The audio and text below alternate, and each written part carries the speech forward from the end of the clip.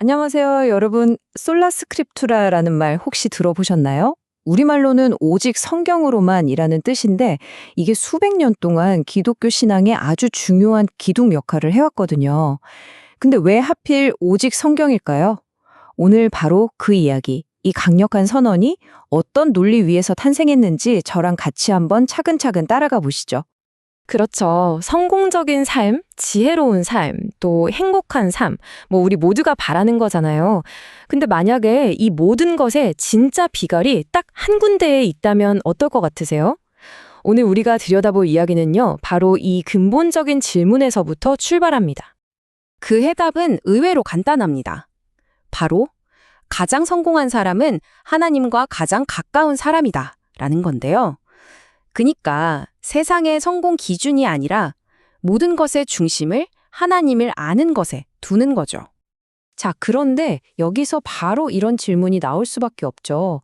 아니, 우리는 유한한 인간인데 어떻게 저 무한한 신을 알 수 있다는 걸까요? 이게 사실 엄청난 철학적인 질문이거든요. 이 문제를 어떻게 풀어야 할까요? 여기서 등장하는 핵심 키워드가 바로 계시입니다. 계시. 이게 뭐냐면요. 우리가 신을 알아내는 게 아니라는 거예요. 반대로 신이 직접 자신을 우리에게 짠 하고 드러내 보여주셨다는 거죠. 방향이 완전히 다른 겁니다. 자, 그럼 이 논리가 어떤 순서로 진행되는지 한번 볼까요? 우선 하나님이 어떻게 소통하시는지 그 두 가지 방식을 살펴볼 거고요. 그중에서도 모두를 위한 계시가 뭔지 또 소수만을 위한 계시는 뭔지 알아볼 겁니다. 그리고 이 모든 계시가 어떻게 예수라는 한 인물에게서 정점을 찍고 마침내 성경이라는 최종적인 말씀으로 기록되었는지 그 여정을 함께 따라가 보겠습니다. 네, 그럼 하나님은 도대체 어떤 방식으로 우리에게 말씀하실까요? 이 관점에서는요, 크게 두 가지 소통 방식이 있다고 설명합니다. 이게 이런 비유를 들면 이해가 좀 쉬울 것 같아요. 우리가 강아지나 고양이를 알기 위해서는 그냥 오랫동안 관찰하면 되죠. 아, 얘는 이럴 때 밥을 먹고 싶어 하는구나, 알 수 있잖아요. 근데 사람은 어떤가요? 그 사람의 생각, 감정, 마음을 알려면 그 사람이 직접 자기 입으로 말을 해줘야만 알 수 있죠. 바로 이겁니다. 하나님을 아는 건 동물을 관찰하는 게 아니라 사람을 알아가는 것과 같다는 거예요. 그래서 하나님의 자기 표현, 즉 계시가 반드시 필요하다는 논리죠. 네, 바로 이게 계시의 정의입니다. 하나님이 자신과 자신의 뜻을 우리 인류에게 의도적으로 드러내서 알려주시는 행위. 말 그대로 자기 공개라고 생각하시면 돼요. 그리고 이 계시는 크게 두 종류로 나뉩니다. 하나는 모든 사람, 모든 시대에 열려있는 일반 계시고요.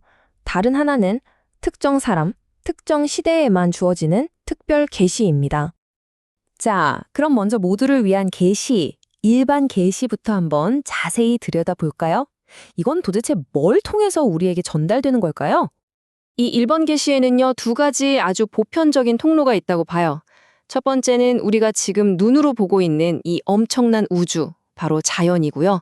두 번째는 우리 마음속 깊은 곳에 있는 거, 바로 선과 악을 구분하는 도덕적인 양심입니다. 바로 이 로마서 구절이 자연을 통한 일반 계시의 아주 중요한 근거로 제시됩니다. 창세로부터 그가 만드신 만물에 분명히 보여 알려졌다.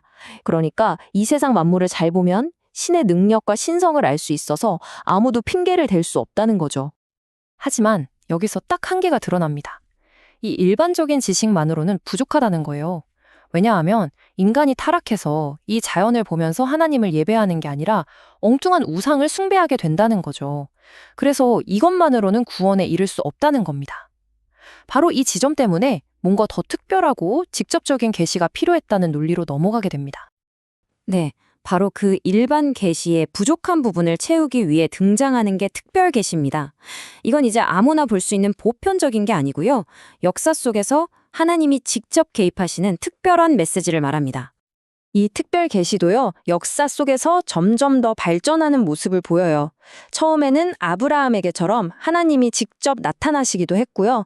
그러다가 모세 같은 선지자를 통해서 말씀을 전하시고 또 이집트 탈출 같은 엄청난 기적을 통해서 당신의 뜻을 보여주시기도 했죠.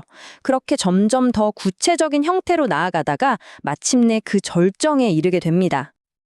그리고 마침내 이 모든 계시의 흐름이 단 한 사람에게로 모아집니다. 바로 예수 그리스도죠. 하나님의 자기 공개, 그 계시의 절정이자 완성으로 여겨지는 인물입니다. 아니, 왜 하필 예수가 그 정점일까요? 이렇게 생각하면 쉬워요.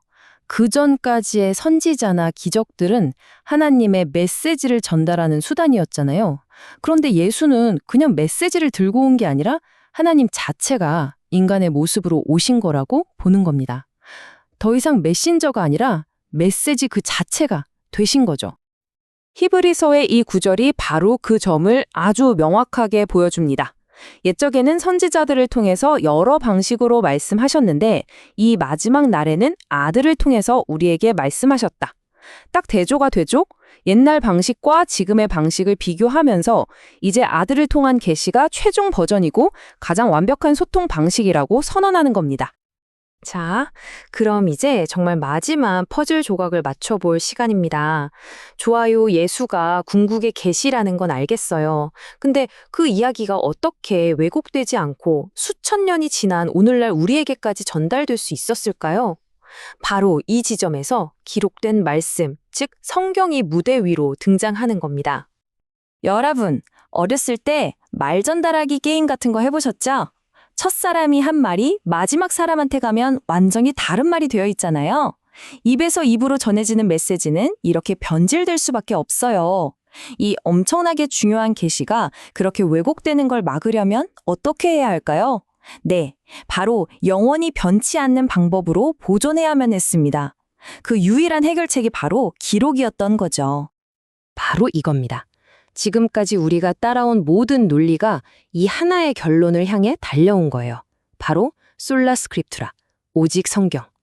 하나님의 최종적이고 완벽한 계시인 예수 그리스도에 대한 이야기가 고스란히 담겨 있는 이 기록된 말씀, 성경만이 신앙과 삶의 최고이자 최종 권위가 된다는 강력한 선언인 거죠.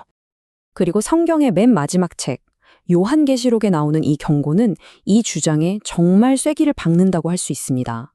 이 예언의 말씀에 뭔가를 더하거나 여기서 뭔가를 빼버리지 말라는 거거든요. 이건 사실상 신의 계시는 이 책으로 완성되었고 이제는 닫혔다는 선언으로 해석되는 거죠. 자, 그래서 이 모든 논리의 끝에서 우리는 이런 질문을 던져볼 수 있습니다. 이 관점처럼 신의 말씀이 한 권의 책으로 완전히 닫혔다고 믿는 것은 우리에게 어떤 의미일까요?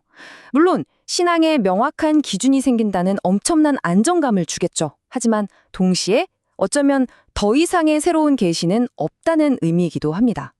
여러분은 이 닫힌 경전이라는 생각에 대해 어떻게 생각하시나요? 한 번쯤 깊이 생각해 볼 만한 질문인 것 같습니다. 오늘 이야기는 여기까지입니다.